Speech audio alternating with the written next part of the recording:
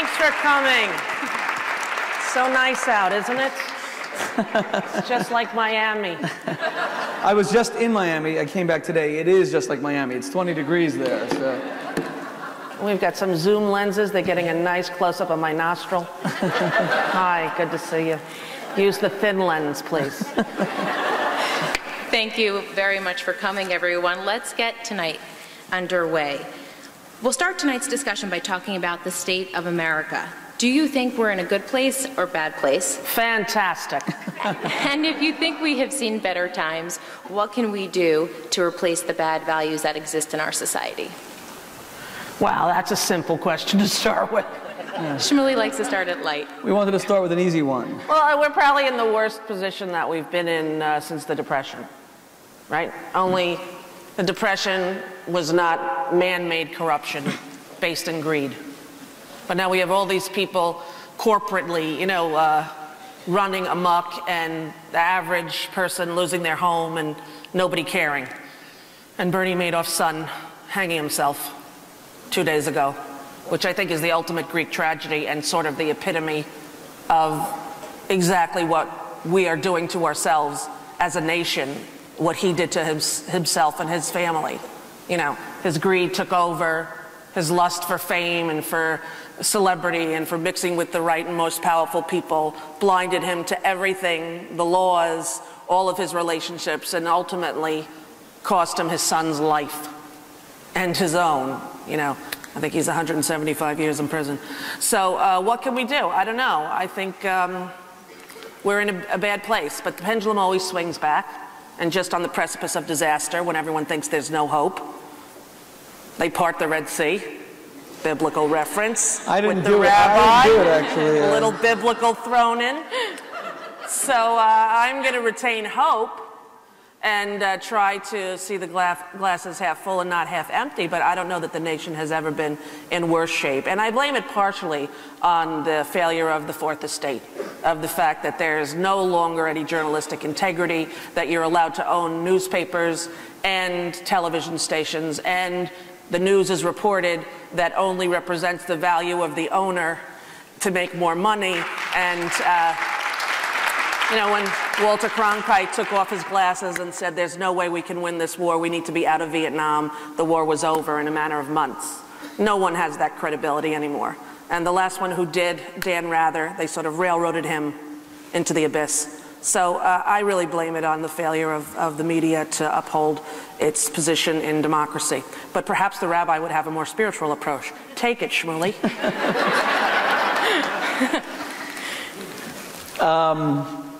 Thank you all very much for coming out on a freezing cold evening, and thank you especially, Rosie. Sure. For, after having dinner with your children, having a conversation with us. I agree with Rosie. The rancid materialism that is today characterizing the American dream is simply astonishing. I mean, we collapsed the world's largest economy, $10 trillion GDP, and it still wasn't enough. And you'd think that we were going to learn something from it. And yet there's this Newsweek cover story last week that says, the title was Addicted to Spending, and they were telling story after story of people who cannot afford their mortgages, and they can't pay their electricity bill. But every time Black Friday tells them that they can get 20% off on something that they will never wear, never use, that they will be selling for 80% off on eBay within a week, they just can't stop spending.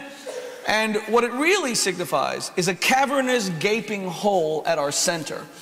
We Americans are not prepared to confront that there's this chasm, and we don't quite know what it is. But whatever it is, we're going to shove enough entertainment, enough insipid, asinine, mind-destroying television, enough objects to sink the Titanic. We're going to shove it all in there, and enough sexual experiences with people we may not even love, and enough broken. We're going to shove it all in, and we're going to fill that hole. But of course, it just goes out the other end, and we still feel fairly empty. That was my particular reference.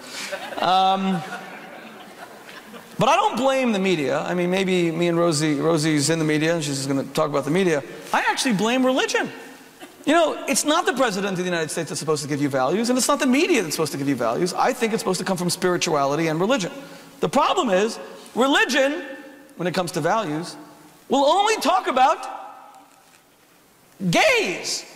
The only value-based subject in America that we can talk about is gay marriage. All gay marriage all the time. If I hear one more debate about how American values or how American marriage is going down the toilet because of gay marriage, honestly, I will eat my yarmulke.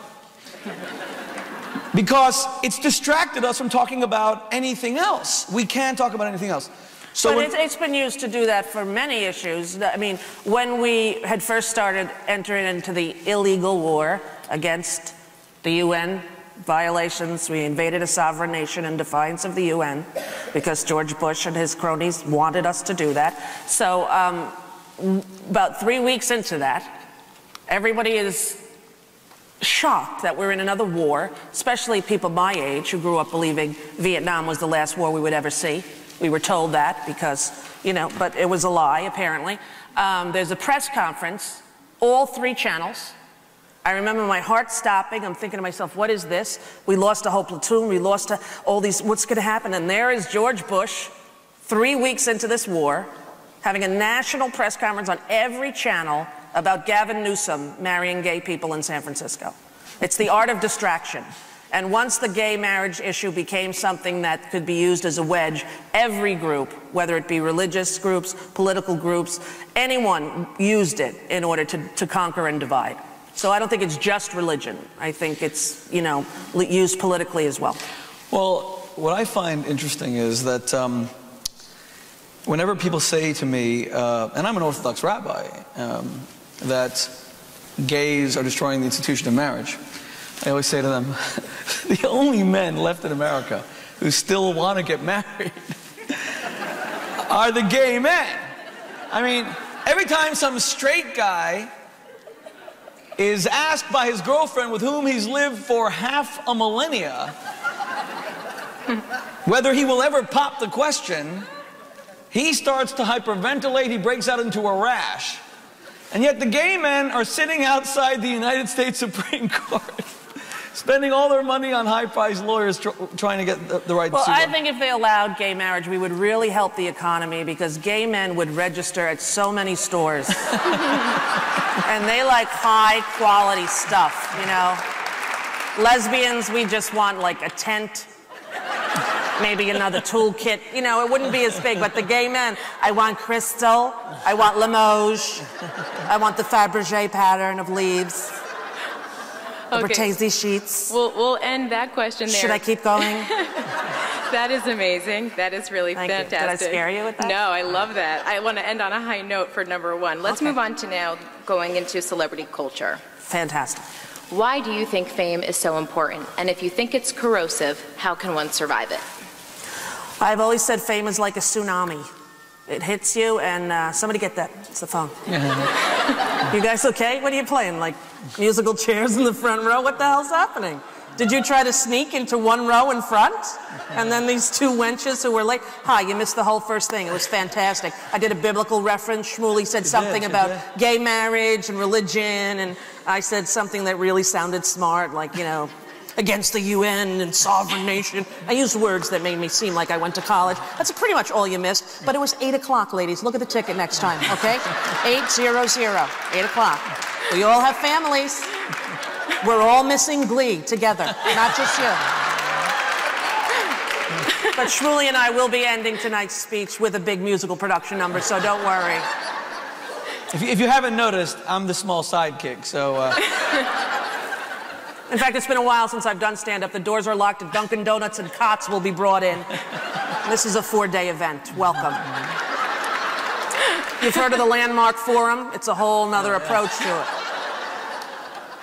Well, it's really called the Jewish 10 minutes. That's what it is. Right? L'chaim.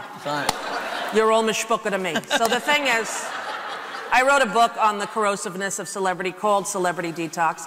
This was before Celebrity Rehab was a show. I thought it was so funny, the concept of Celebrity Rehab, because after I left my television program, like I had to go through like rehab, and I thought it would be funny to take people who were once famous and go, now we're going to teach you how to do normal things. Like we're going to go to a movie theater and wait in line.